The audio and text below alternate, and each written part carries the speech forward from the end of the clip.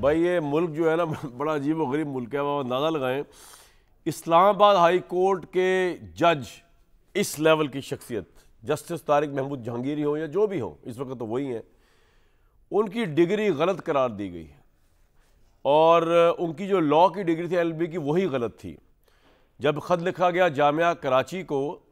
جاننے کے لیے کہ ڈگری صحیح ہے غلط، تو خط میں یہ بتایا گیا کہ جسٹس طارق نے 1991 میں انرولمنٹ نمبر 5968 کے تحت ایل ایل بی کی ڈگری حاصل کی، مگر طالب علم امتیاز احمد نے 1987 میں اسی انرولمنٹ نمبر کے تحت داخلہ لیا تھا۔ جسٹس طارق نے ایل ایل بی پارٹ 1 کے لیے انرولمنٹ نمبر 7124 کے تحت داخلہ لیا۔ اگرچہ یونیورسٹی نے ڈگری کو جعلی قرار نہیں دیا لیکن اسے غلط قرار دیا ہے۔ خط میں بتایا گیا ہے کہ یونیورسٹی پوری ڈگری پروگرام کے لیے ایک ہی انرولمنٹ نمبر جاری کرتی ہے، لہذا 2 نمبر جو طارق محمود جہانگیری صاحب کے ہیں ایل ایل بی کے لیے وہ رکھنا ممکن ہی نہیں۔ تو جناب اس کے بعد اسلام ہائی کورٹ کا فیصلہ آیا، جس کے بعد ان کو وزارت قانون انصاف کو حکم دیا گیا کہ جس طارق محمود جہانگیری کو ڈی نوٹیفائی کر دیا جائے،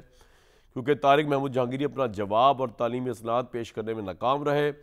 طارق محمود صاحب نے ٹوٹل کیس کے اندر جسٹس سرفراز ڈوگر جو تھے ان کے اوپر سوالات اٹھائے اور کہا کہ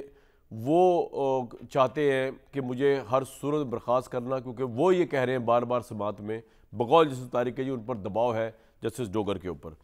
تو دباؤ ہے یا دباؤ نہیں ہے، ڈگری تو بھائی طارق صاحب آپ ہی نے ثابت کرنی تھی، اور جبکہ یونیورسٹی آف کراچی جو ہے اس نے بھی بتا دیا کہ ایل ایل بی کا معاملہ مشکوک ہے، چاہے جعلی ڈگری نہیں بھی کہا انہوں نے غلط قرار دیا ہے، تو یہ بہت بڑی بات ہے۔ اگر آپ لائر ہی نہیں تھے تو آپ جج کیسے بن گئے؟ اگر آپ کے ایل ایل بی ٹھیک نہیں ہے تو آپ جج۔ دوسری طرف